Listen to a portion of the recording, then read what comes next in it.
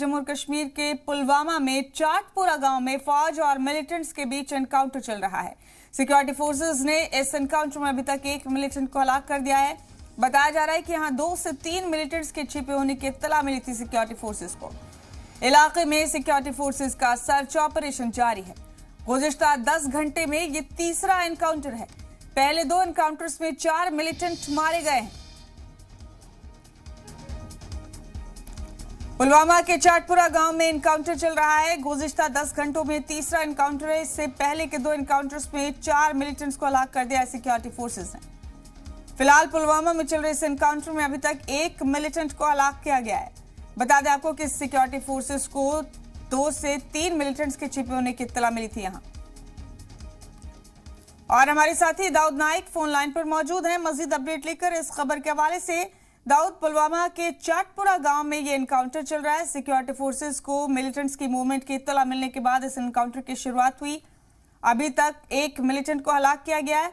क्या सूरत हाल है दाऊद?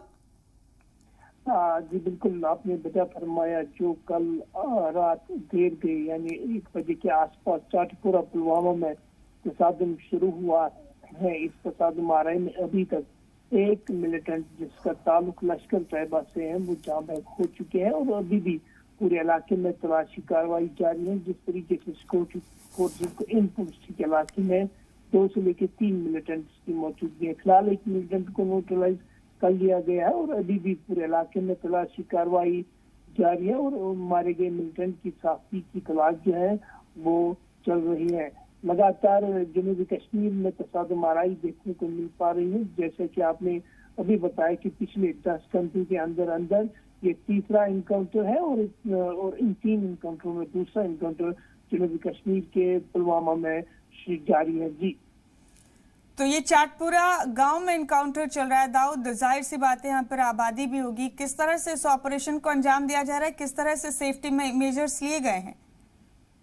जी बिल्कुल, जी बिल्कुल, अगर हम ऑपरेशन की बात करते हैं, जो ऑपरेशन रात देर शुरू होते हैं उन ऑपरेशन में सिविलियंस को बताया जाता है कि वो अपने घरों के अंदर ही रहा करे।